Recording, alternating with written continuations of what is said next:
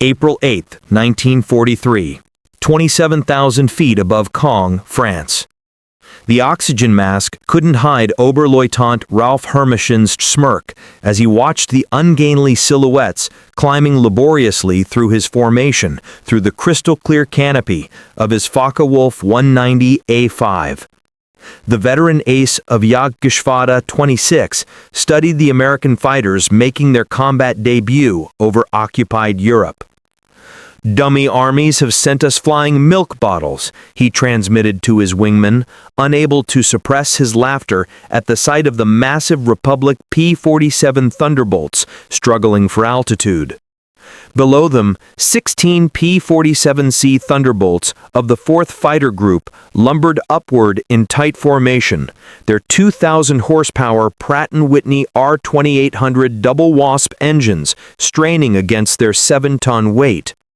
To German pilots accustomed to the sleek Spitfires and nimble Soviet fighters, these corpulent American machines appeared almost comical. Barrel-shaped fuselages topped with greenhouse canopies, wings that seemed too small for their massive bodies, propellers that dwarfed anything in the Luftwaffe inventory. What Hermison didn't know, what none of the German pilots circling like wolves above could have imagined, was that they were witnessing the arrival of the weapon that would systematically destroy the Luftwaffe's fighter arm. Within 18 months, these flying milk bottles would transform from objects of derision into instruments of terror, their 8-fired Browning machine guns becoming the most feared sound in German skies. The mathematics of destruction were already loaded in those broad wings. 3,400 rounds of ammunition, a combined rate of fire of 6,000 rounds per minute, enough concentrated firepower to saw a Messerschmitt in half in less than 2 seconds. The transformation began that April morning when Major Donald Blakesley, commanding the 335th Fighter Squadron, spotted the German formation positioning for attack.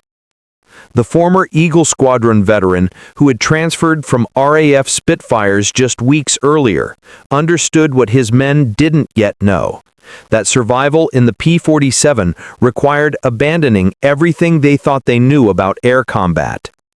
The Thunderbolt represented a radical departure from conventional fighter design philosophy. While the Germans had pursued lightweight interceptors optimized for climb and turn performance, Republic Aviation had created something unprecedented: a high-altitude juggernaut that used mass, power, and firepower to redefine the rules of aerial warfare. Among the 56 American pilots spread across the French sky that morning were men who would become legends, future aces whose names would strike fear into Luftwaffe hearts. But on April 8, 1943, they were novices in an untested machine, facing the most experienced fighter force in the world. The Germans had been fighting continuously since 1939, with veterans of Poland, France, Britain, and Russia. The Americans had been in combat for exactly 0 days.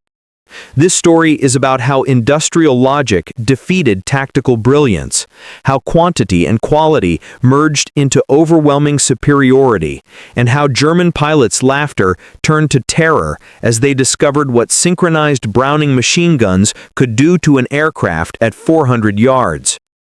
The Republic P-47 Thunderbolt had emerged from a June 1940 panic as German fighters swept across France. Alexander Kartveli, Republic Aviation's Georgian-born chief designer, received urgent specifications from the U.S. Army Air Corps. They wanted a high-altitude interceptor capable of matching the Luftwaffe's best. What Kartveli designed, instead, was a monster that redefined the possible. "It will be a dinosaur," Kartveli admitted to his design team, "but it will be a dinosaur with good proportions." The XP-47B prototype that first flew on May 6, 1941, shocked everyone who saw it.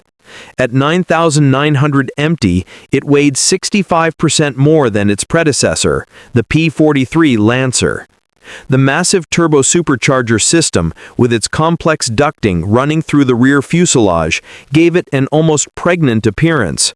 Test pilots approaching it for the first time invariably ask the same question: this thing actually flies? Not only did it fly, it flew like nothing else at altitude. The Pratt Whitney R-2800 double wasp engine, an 18-cylinder radio producing 2,000 horsepower, could maintain full power at 27,000 feet, where German fighters gasped for air. The turbo supercharger, fed by exhaust gases, delivered sea-level performance in the stratosphere where the air was too thin for conventional superchargers. Major Hubert "Hub" Zemke, commanding the 56th Fighter Group, training at Bridgeport, Connecticut, initially despised the aircraft. His unit lost 18 pilots and 41 aircraft in training accidents between September 1942 and January 1943.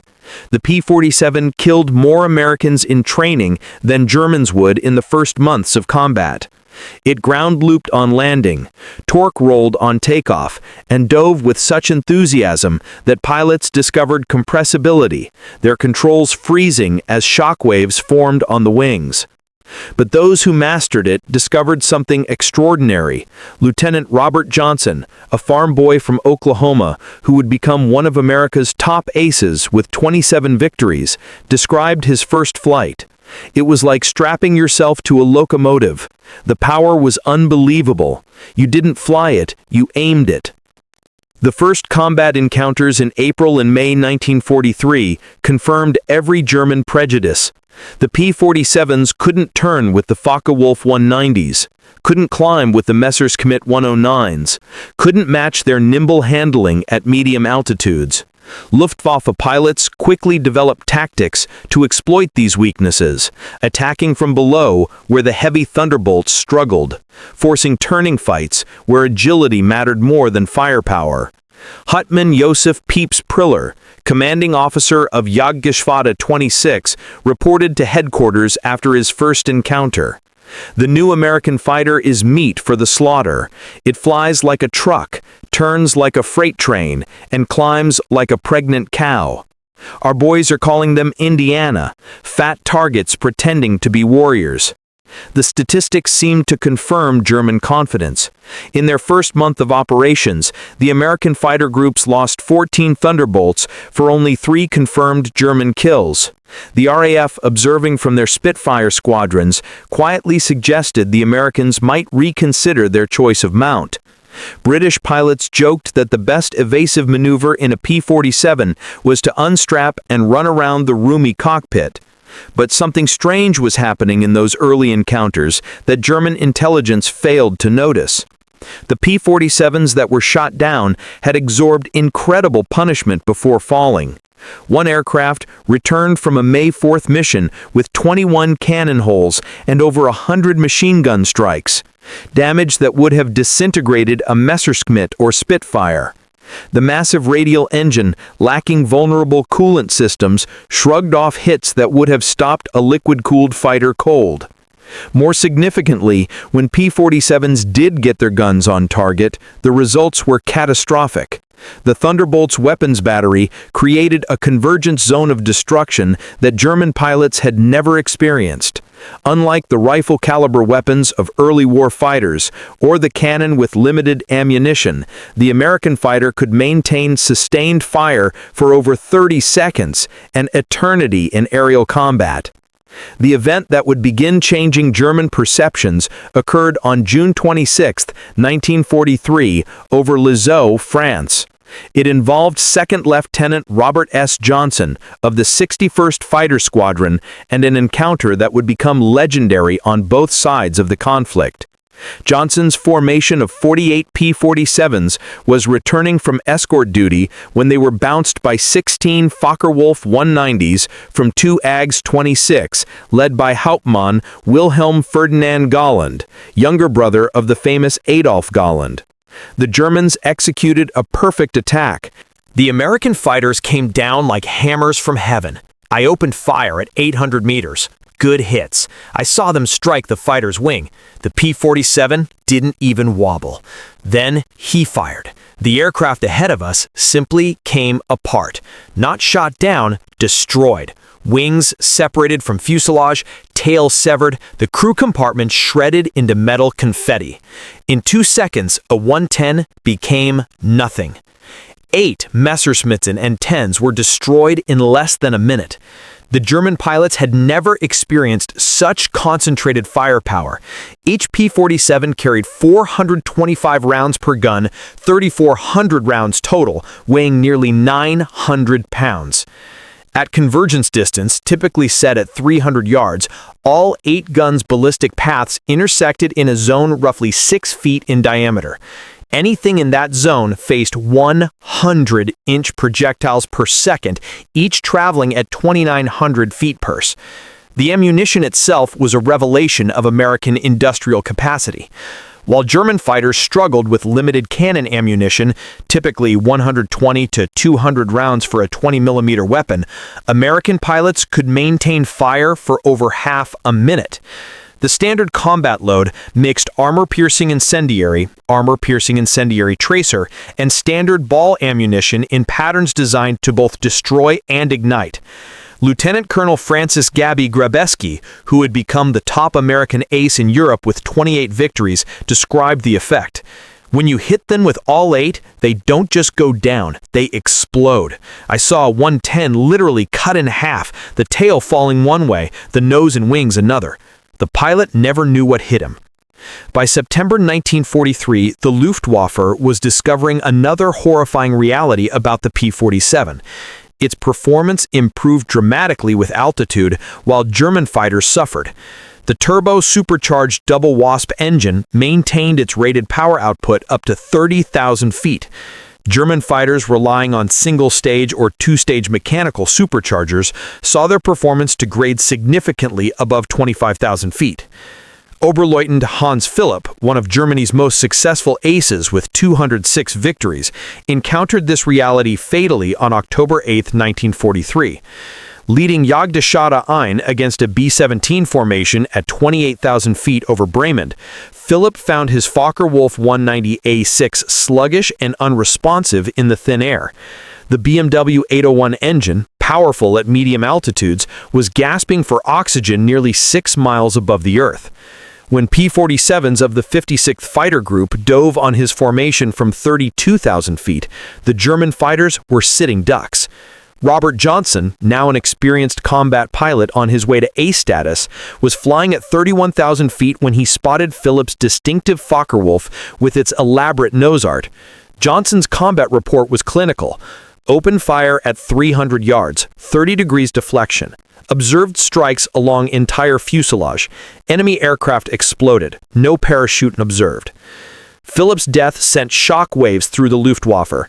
If one of their best, a man who had survived over 500 combat missions on both Eastern and Western fronts, couldn't survive against the Thunderbolts, what chance did average pilots have? The German High Command ordered an immediate investigation into the P-47's capabilities. The report delivered to Reich Marshal Hermann Göring in November 1943 was sobering. The Thunderbolt's service ceiling exceeded 42,000 feet, higher than any German fighter could reach.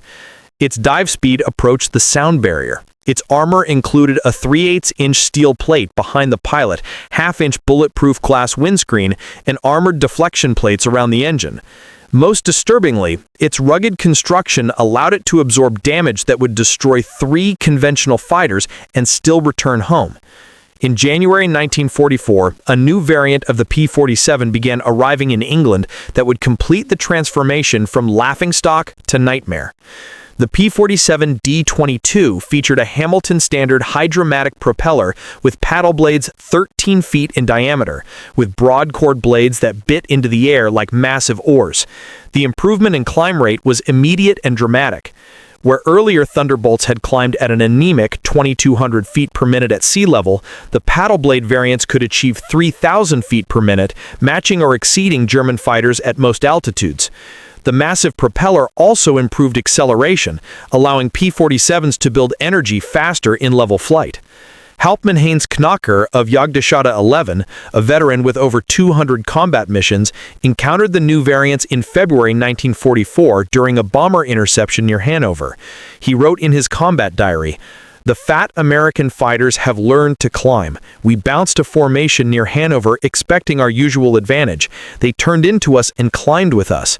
When we tried to disengage, they followed us up to 30,000 feet. Schmidt was caught and blown apart. Nothing left but smoke and fragments. These are not the same machines we laughed at last year." The paddle blade propeller did more than improve performance. It changed the sound of the Thunderbolt. The distinctive thundering roar created by the blade tips reaching supersonic speeds could be heard from miles away. German ground troops reported being able to identify approaching P-47s by sound alone, a deep, threatening rumble that meant death from above. They began calling it Donnerschlag, thunderclap. By March 1944, P-47s equipped with external fuel tanks could escort bombers deep into Germany. The standard configuration carried two 108-gallon wing tanks or a 75-gallon belly tank, extending range to over 1,000 miles. With the paddle blade propeller providing improved performance even when loaded, Thunderbolts could fight on equal terms immediately after dropping tanks. The Luftwaffe's response was to concentrate on the bombers, hoping to inflict enough losses to stop the American daylight campaign. But this required flying through the P-47 escort stream, an increasingly suicidal proposition. German pilots developed a grudging respect that bordered on fear for the big American fighters. Major G.A. Roll, one of Germany's top aces with 275 victories, mostly on the Eastern Front, survived an encounter with P-47s on March 6, 1944, that left him badly wounded. He later recalled in a post-war interview, "We saw them above us, fat silhouettes against the sun. Someone laughed and said, 'Here come the flying pigs.' Nobody was laughing 30 seconds later. They came down like an avalanche, faster than we can react. The first pass destroyed 3 of our fighters, just gone, transformed into burning debris. Their guns didn't fire in bursts like ours. They poured out solid streams of fire. Getting caught in that stream meant instant death." The escort missions revealed another P-47 advantage: endurance. While German fighters operated at maximum power settings that consumed fuel rapidly, the big American radials could cruise efficiently at high altitude. Thunderbolts could remain with the bombers for hours, rotating top cover while maintaining enough fuel for combat and return. As more P-51 Mustangs arrived to take over long-range escort duties in spring 1944, P-47 units increasingly focused on ground attack, a role that would make them the most feared aircraft in the German arsenal. The transition began in earnest in April 1944 as the Allies prepared for the invasion of France. The Thunderbolt's heavy machine gun battery proved equally effective against ground targets. The standard armor-piercing incendiary ammunition could penetrate the top armor of most German vehicles, while the sheer volume of fire could destroy soft targets in seconds. A 2-second burst put 160 half-inch projectiles into a target area the size of a truck. But it was the addition of bombs and rockets that transformed the P-47 into a true multi-role monster. The D-25 variant could carry 2 1,000-pound bombs under the wings and a 500-pounder under the fuselage, a bomb load equal to early war medium bombers. Later variants added zero-length rocket stubs for 10 5.5-inch high-velocity aircraft rockets, HVRs, each equivalent to a 105mm artillery shell. Oberstleutnant von Luck, commanding the 125th Panzer Grenadier Regiment during the Normandy campaign, experienced P-47 ground attacks firsthand. They came in low, so low you could see the pilots' faces. The sound was terrifying, engines roaring, rockets screaming, then the hammer of those heavy machine guns. A column of our trucks simply ceased to exist, 20 vehicles transformed into burning wreckage in one pass. The psychological effect on the men was devastating. They called them Jabos, fighter bombers. But these were something beyond that. They were flying artillery with the accuracy of snipers. On September 6, 1944, the Luftwaffe discovered how completely the balance of power had shifted. Over 500 P-47s provided air cover for the invasion, creating an impenetrable umbrella over the beaches. German fighters attempting to reach the landing zones were massacred. Oberstleutnant Wolfgang Fischer of Jagdgeschwader II, one of only 3 German pilots to reach the beaches that day, reported the sky belonged to the Americans. Thunderbolts were stacked from sea level to 30,000 feet. We tried to break through at dawn, 12 fighters from our grouper. I was the only one to return. The P-47s were waiting at every altitude. You couldn't climb over them, couldn't dive under them. Their guns turned our fighters into aluminum rain. In the weeks following D-Day, P-47s systematically destroyed German movement in daylight. The statistics were staggering. In June alone, 9th Air Force Thunderbolts claimed 651 locomotives, 3,847 trucks, 512 tanks and armored vehicles, and 4,553 horse-drawn vehicles destroyed. The Wehrmacht was forced to move only at night, severely hampering their ability to... They knew their aircraft systems intimately, having studied technical manuals that German pilots never received. Lieutenant Eugene Roberts, arriving in England in September 1944, exemplified the American training advantage. Quote, I had 420 hours in my logbook, including 75 hours in the P-47. I'd fired at towed targets, practiced deflection shooting, studied gun camera film from actual combat. My first mission, I knew exactly what to do. The German pilot I faced couldn't have had half my experience. It wasn't even a fair fight. End quote. In March 1945, Oberstleutnant Josef Priller, the same pilot who had mocked the P-47s as pregnant cows 2 years earlier, was interviewed by German propaganda officials seeking to boost morale. His statement, deemed too demoralizing for publication, revealed the complete transformation in German attitudes. Quote, "The Thunderbolt is the best fighter bomber ever built. Its firepower is unprecedented. Weapons that never jam, never overheat, never run out of ammunition in normal combat. It carries bombs like a medium bomber, fires rockets like artillery, and fights like a fighter when needed. But beyond the machine is what it represents: unlimited American production. They lose 10, they build 20. We lose 1, it's gone forever. Their pilots arrive better trained than our instructors. They have fuel for training, ammunition for practice, spare parts for everything. We have nothing but courage. And courage without resources is just delayed defeat. We laughed at them in 1943. We're not laughing now. When you hear those guns, you know death has come calling." End quote. The sound haunts us. Mechanical, precise, unstoppable. Like everything American, it's about overwhelming material superiority. They didn't beat us through better tactics or braver pilots.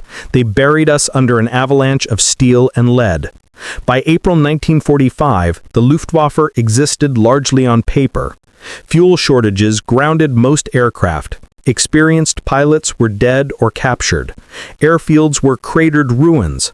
But even with aircraft and fuel, German pilots faced an impossible equation. Attacking meant facing P-47 formations that owned every altitude from ground level to 40,000 feet. Feldwebel Klaus Brechtschinder, one of the last German pilots trained in 1945, flew exactly 1 combat mission before the war ended. His encounter with P-47s over Leipzig lasted 12 seconds. Quote, "I saw them diving from above, 4 Thunderbolts in perfect formation. I tried to turn, but they were too fast. The leader fired from 500 meters. My aircraft shook like it was hit by sledgehammers. The engine exploded. The wings separated. I barely escaped. In the parachute, I watched them destroy my entire staffel. 6 fighters gone in under a minute. The sky rained, burning aluminum and bodies." End quote. The psychological impact was complete. German pilots developed what medical officers called Jabo fever, physical symptoms of stress appearing when Thunderbolts were reported in the area. Veterans who had faced Spitfires and Hurricanes without fear became physically ill before missions against P-47s. The distinctive thunder of approaching Thunderbolts caused panic among ground troops who knew that survival meant finding cover immediately. The final statistics of P-47 operations defied comprehension. In Europe, 3,752 German aircraft destroyed in aerial combat. 3,315 aircraft destroyed on the ground. 86,000 railway cars destroyed. 9,000 locomotives destroyed, 6,000 armored fighting vehicles destroyed, 60,000 trucks destroyed, 60,000 horse-drawn vehicles destroyed. In the Pacific, 697 Japanese aircraft destroyed in aerial combat, 150 aircraft destroyed on the ground, 1,500 vehicles destroyed, 150 locomotives destroyed, countless barges, ships, and installations. The 9th Air Force alone, primarily equipped with P-47s, flew 213,873 combat sorties, dropped 120,000 tons of bombs, fired 135 million rounds of ammunition, and launched 60,000 rockets. The Thunderbolt units achieved a 4.6 to 1 kill ratio in aerial combat, while maintaining the lowest loss rate of any Allied fighter bomber. Behind these numbers lay the human cost. The Luftwaffe lost approximately 28,000 pilots killed in combat against Western Allied forces. Many fell to the concentrated fire of American heavy machine guns. Each loss represented years of training that Germany could never replace. By war's end, the average German fighter pilot had less than 30 hours of combat experience. The average P-47 pilot had over 200. At the Luftwaffe Interrogation Center at Oberursel, captured Allied pilots were debriefed by German intelligence. The records captured in 1945 revealed German assessments of Allied aircraft. The file on the P-47, updated continuously throughout the war, showed the complete reversal of opinion. April 1943. Large, unmaneuverable fighter, inferior to German types in all performance parameters except dive speed. Machine gun armament insufficient against cannon-armed fighters. Assessment, minimal threat. December 1943. Exceptional high-altitude performance.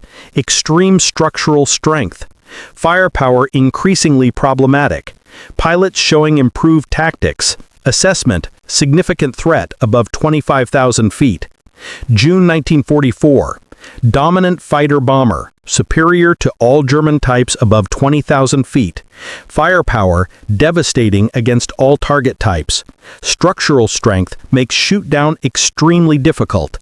Assessment, critical threat at all altitudes. March 1945. Best fighter bomber of the war. Combination of firepower, durability, and performance unmatched. Pilot quality exceptional. Assessment, unsurvivable in direct engagement." End quote. In 1985, at a reunion of German and American fighter pilots in Phoenix, Arizona, former adversaries met in peace. General Lieutenant Adolf Galland, former head of the Luftwaffe fighter arm, was asked about the P-47. His response, recorded on video, captured the complete transformation in opinion.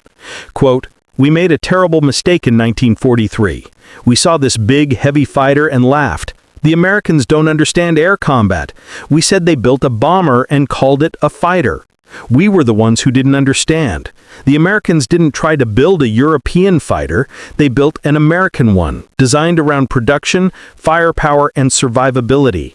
They understood that in a war of attrition, the plane that could take punishment and deliver devastating firepower would win. They were right. The first time I flew a captured P-47 after the war, I understood everything. The power was incredible. It climbed like it was falling upward. The cockpit was comfortable. The visibility excellent. The controls precise. It was a pilot's aircraft wrapped in armor. But what really impressed me was realizing that America built over 15,000 of these complex machines while fighting a two-ocean war. Each one required an engine more complex than anything Germany produced, yet they built them faster than we could build simple fighters. That's when I knew we never had a chance. Those guns, we called them Roosevelt's piano because of the sound they made. Once you heard that sound, you never forgot it. Many of my friends heard it for the last time. The P-47 didn't just defeat the Luftwaffe, it destroyed it. The P-47's design represented American industrial philosophy perfectly. Brute force engineering backed by unlimited resources. Every component was overbuilt, overpowered, and over-engineered. The wing spars could support 40,000 pounds, 3 times the aircraft's loaded weight. The engine mount could withstand 12 G-forces. The control cables were doubled throughout, with automatic backup systems. The ammunition feed system alone was a marvel of engineering. 8 separate ammunition boxes, each holding 425 rounds, fed through electric boost motors to prevent jamming during high-G maneuvers. The guns were electrically heated to prevent freezing at altitude. Each gun had its own charging mechanism and could be individually synchronized. The convergence was adjustable from 150 to 400 yards, allowing pilots to optimize for their preferred engagement range. Even after the war, some German veterans maintained that the P-47 won through quantity, not quality, that German fighters were technically superior but overwhelmed by numbers. The combat records tell a different story. In engagements where numbers were equal, P-47s consistently prevailed. The heavy machine gun armament, dismissed as inferior to cannon, proved more effective in actual combat. Analysis of gun camera footage revealed why. Cannon shells, while individually more destructive, required precise aim and had limited ammunition, typically 120 to 200 rounds total. The P-47's weapons created a probability cloud of bullets that guaranteed hits even with imperfect aim. At typical engagement ranges, a 2-second burst put at least 20 rounds into a fighter-sized target, enough to ensure destruction. The ammunition itself was superior. American .50 caliber armor-piercing incendiary rounds used a delayed action fuse that ensured penetration before detonation. The incendiary compound burned at 3,000 degrees F, hot enough to ignite